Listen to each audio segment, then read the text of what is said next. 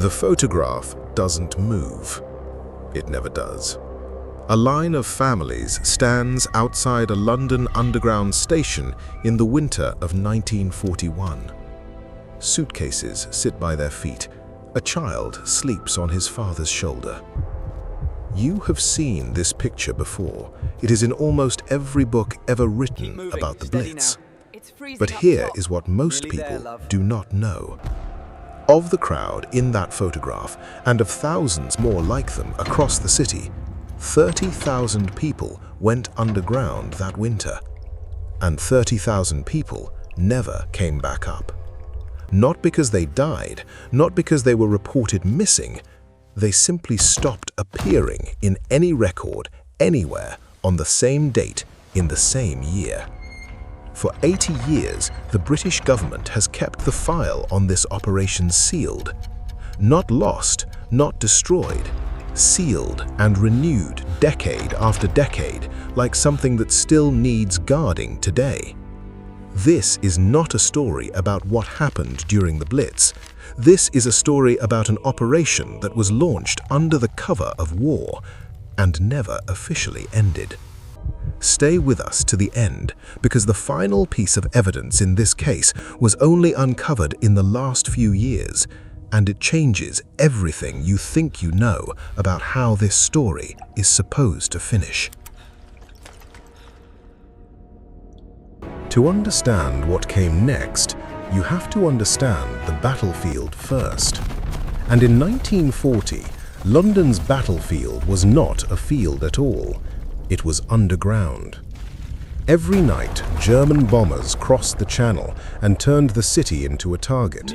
Families had two choices: stay above ground and hope, or go below ground and wait. Most people chose to wait. They packed into tube stations by the thousands. They slept on platforms, on the tracks, in the tunnels themselves. Entire families built their lives 50 feet below the street, while the city above them was torn apart night after night, month after month. This part of the story is real. It is documented. It is in every history book ever written about the Blitz. The London Underground became the largest bomb shelter in the world almost by accident, simply because people needed somewhere to hide, and the tunnels were already there, waiting.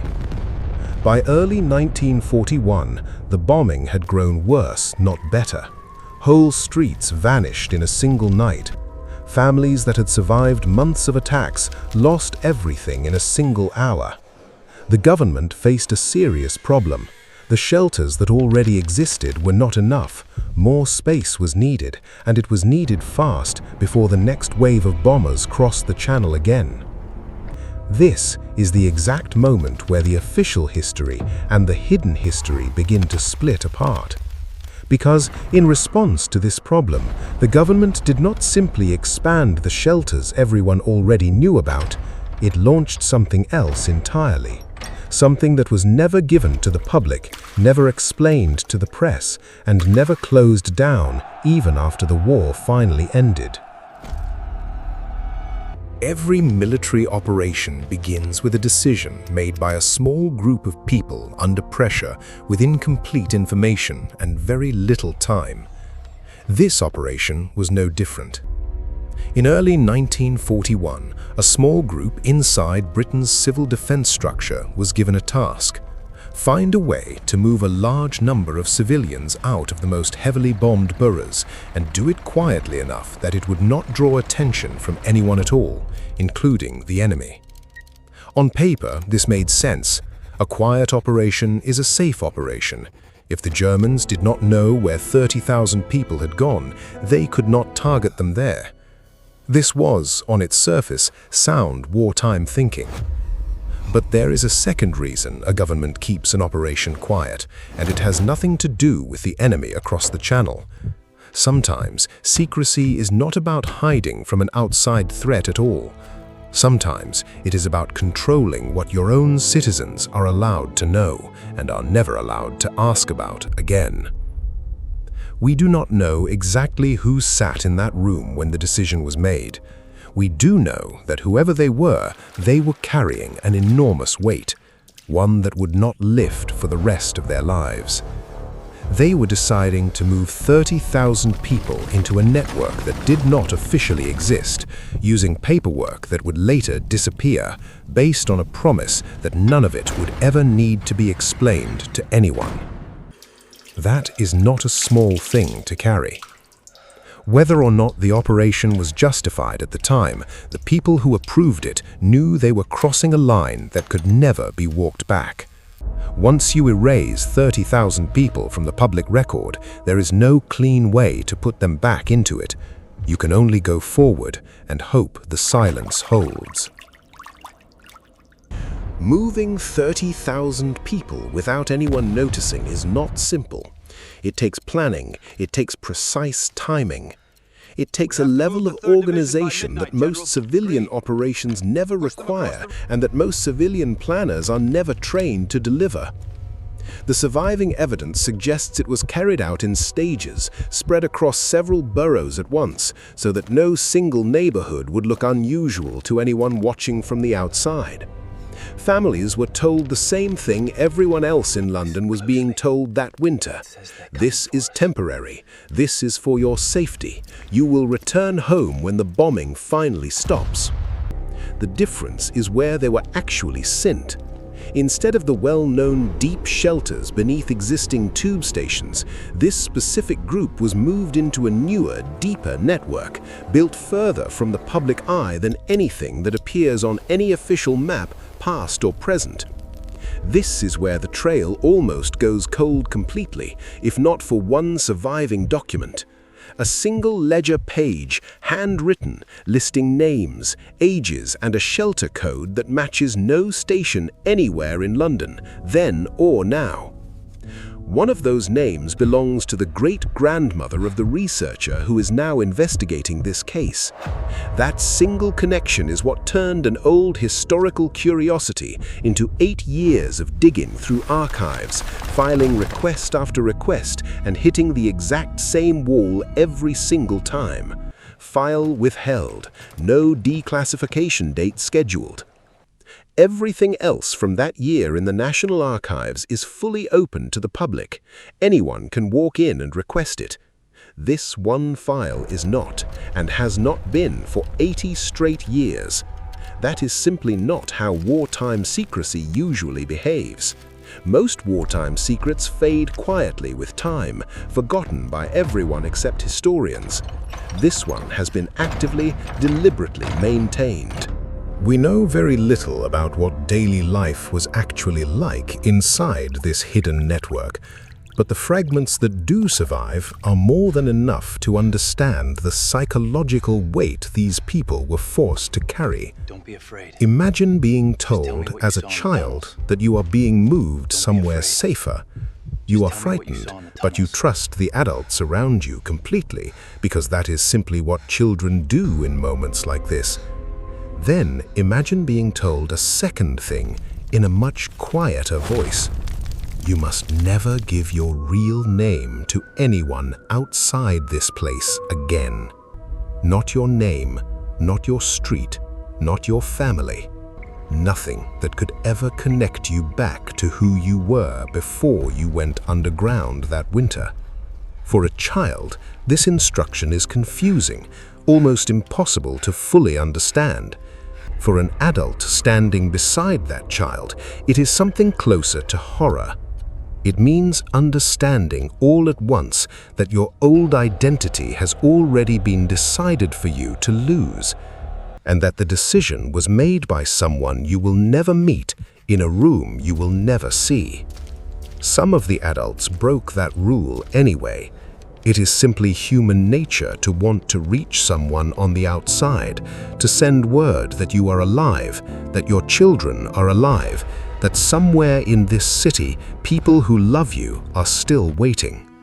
According to the one witness who has ever spoken about this, in fragments decades later, the adults who broke that rule did not come back. We do not know exactly what that means. We do not know if it means they were punished, relocated further away, or something far worse than either of those options. What we do know with certainty is that the fear of it was real enough that 80 years later, an elderly survivor still remembers the exact warning, word for word, as clearly as if it was spoken yesterday. That kind of fear does not fade on its own. It has to be carried silently for an entire lifetime. And these people carried it every single day without ever being allowed to set it down. Here is where the story stops being about one shelter and starts being about a pattern that spreads across an entire city.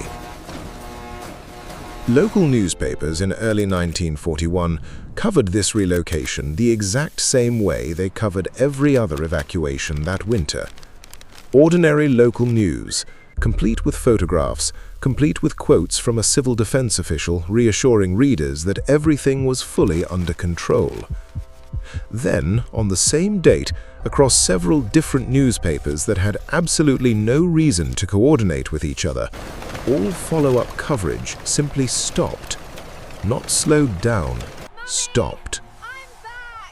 Compare this to every other evacuated neighborhood in London that winter. When the war finally ended, local papers ran story after story about families coming home, tearful reunions on train platforms, streets slowly rebuilt, children returning to schools that had been closed for years. None of that ever happened for this specific group. No return stories, no welcome home photographs, no mention of them at all, anywhere, ever again. And here is the detail that should genuinely stop you in your seat. None of the 30,000 appear on any war memorial as casualties. Not one single name. They are not listed as dead. They are not listed as missing. They are not listed as anything at all, in any category, on any list. In a country that spent decades carefully documenting every single life lost during the war, down to the smallest detail, 30,000 people simply stopped existing in the public record on one specific date in 1941 and never reappeared in it again in any form. That is not what a tragedy looks like. A tragedy leaves a trace.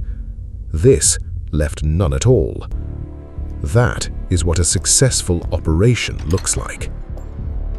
When a military operation goes wrong, analysts do not simply ask what happened in a vague general way.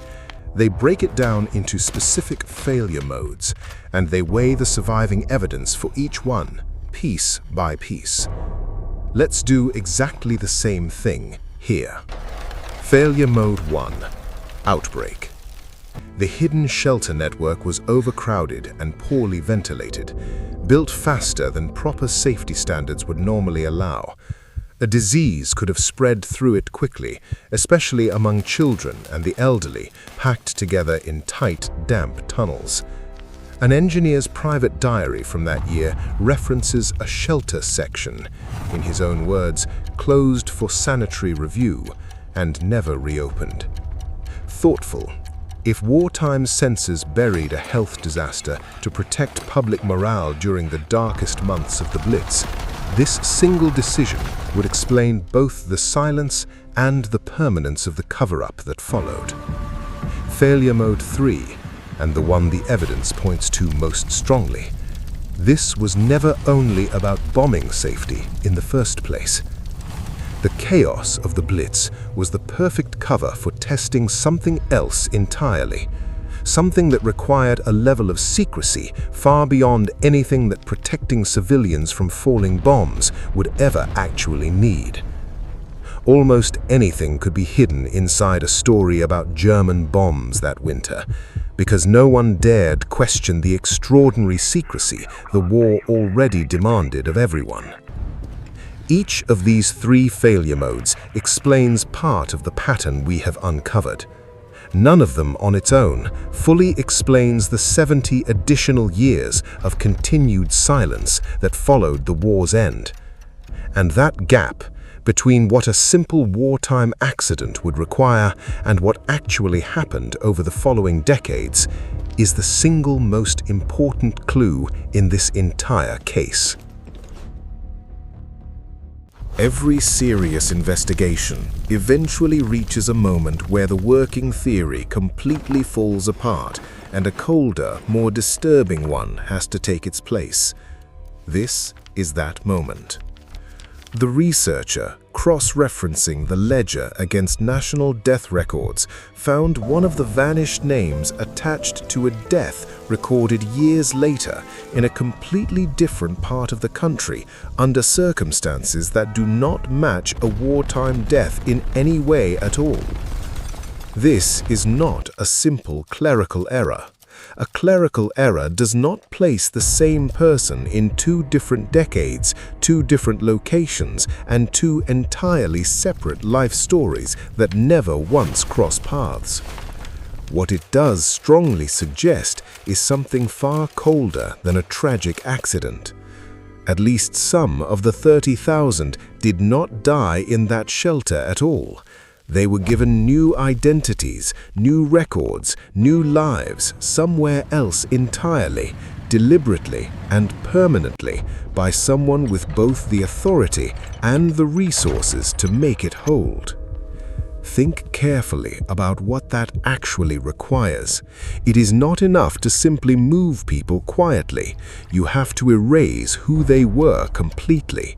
You have to build a new identity strong enough to survive decades of scrutiny, paperwork, and prying questions. And you have to make absolutely certain the new identity never crosses paths with the old one again for the rest of that person's life. That is not the kind of thing a government does by accident under wartime pressure. That is the kind of thing a government does on purpose, with a detailed plan and with people whose entire job for years afterward is making sure that plan continues to hold. This is the exact point where the story stops being a tragedy that was simply covered up and becomes something closer to an operation that succeeded completely. Whatever it was originally built to protect, it protected for 80 straight years, and as far as we can tell, it is still standing today. A wartime secret is supposed to fade over time. Governments generally lose interest in old secrets once the war that created them is long over, replaced by newer problems and newer priorities. This one did not fade at all. It grew stronger. After years of repeated refusals, a Freedom of Information request finally forced loose a single unredacted sentence from an otherwise completely blacked out internal government memo. The memo is dated 1962, not 1941, 1962. Let that single fact sink in for a moment, because it changes everything about how we should be reading this case. The memo refers to the site by its old wartime code name and states in flat, cold, procedural government language that the relocation of the surviving population is to remain permanently unacknowledged. 2 full decades after the war ended, during the height of the Cold War, at the exact time Britain really was building secret bunkers to protect the government in the event of nuclear attack, someone was still actively managing this specific file. Not simply remembering it by accident, buried in some forgotten drawer, managing it on purpose as an ongoing responsibility that someone somewhere was assigned to carry forward.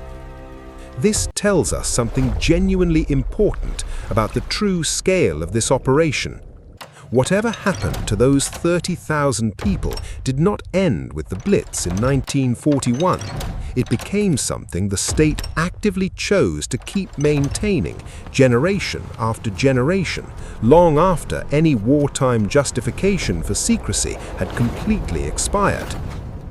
An operation that only needs to be hidden for a few short years is simply a wartime secret. An operation that still needs to be actively managed 20, 40, 80 years later is something else entirely. It is a long-term commitment, and commitments on that scale, sustained across that many decades, are never made for small reasons. Every long investigation eventually runs out of documents to find. What is left, if you are fortunate, is a person who was actually there. The researcher tracked down someone who was a child inside that shelter in 1941. Today, that person is in their late 90s, one of the very last people alive who could possibly remember any of it firsthand, in their own words. They agreed to one interview, their only interview ever given in 80 years of silence. Their voice was frail, and they spoke slowly, pausing often, in the deliberate way people speak when they are choosing every single word with great care, after holding it all in for most of an entire lifetime. They do not remember an outbreak. They do not remember a collapse. What they do remember, clearly, sharply, after 80 full decades, is being told as a small child to never give their real name to anyone outside that shelter again for as long as they lived. And they remember the adults who tried anyway, the ones who attempted to send word to the outside world that they were alive, that their families were alive, that they had not simply vanished from the earth. Those specific adults did not come back to the shelter afterward. That is exactly where the interview ends.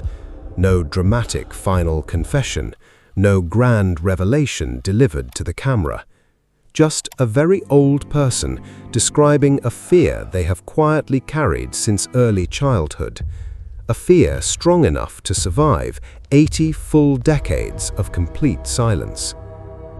Think for a moment about what it truly means to carry a secret that long. Not because you ever chose to, because you were told as a small child that speaking would cost you everything you had left. That is not simply history anymore, sitting safely in a book.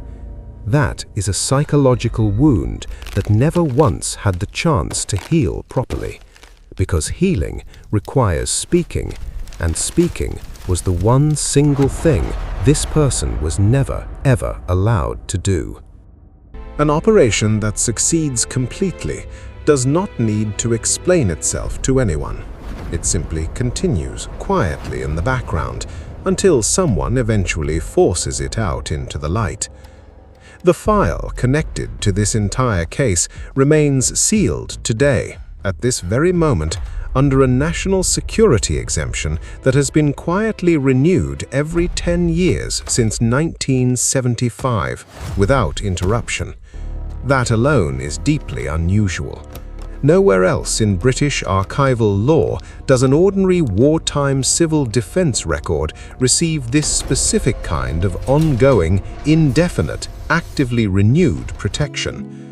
Most wartime secrets eventually become nothing more than historical curiosities, quietly opened up for researchers once enough time has passed and enough of the people involved have died. This particular file has had every single opportunity to be treated exactly that way over 80 years, and it has been treated the complete opposite way instead. Actively protected, actively renewed, actively managed right up to this very present day as you watch this video. That single fact tells you something the documents themselves will never fully explain. Whoever is still renewing this file today genuinely believes there is still something worth protecting, not simply remembering, actively protecting in the present tense right now. 80 years is an extraordinarily long time to guard a simple wartime accident. It is not, apparently, too long at all to guard whatever this actually was, and whatever it may still be. We started this story with a photograph. We ended with a different one entirely. A single ledger page, handwritten, listing dozens of names in faded ink, 80 years old. None of those names have ever been officially resolved. We are not going to tell you that we know exactly what happened underground in London in the winter of 1941. We genuinely do not. What we can tell you, because it can be independently verified, is simply this. Officially, 30,000 people were saved that winter, protected from the bombs falling above them. Unofficially, in 80 full years, no one has ever once been able to prove that a single one of them still existed after the night they first went underground. Britain said they were safe, and then Britain made absolutely certain that no one could ever ask what safe actually meant, or where those 30,000 people truly went. If this story stayed with you, you already know why we are still asking these questions 80 years later. Because somewhere in an archive in London, right now, someone is still deciding that the answer stays buried for another 10 years.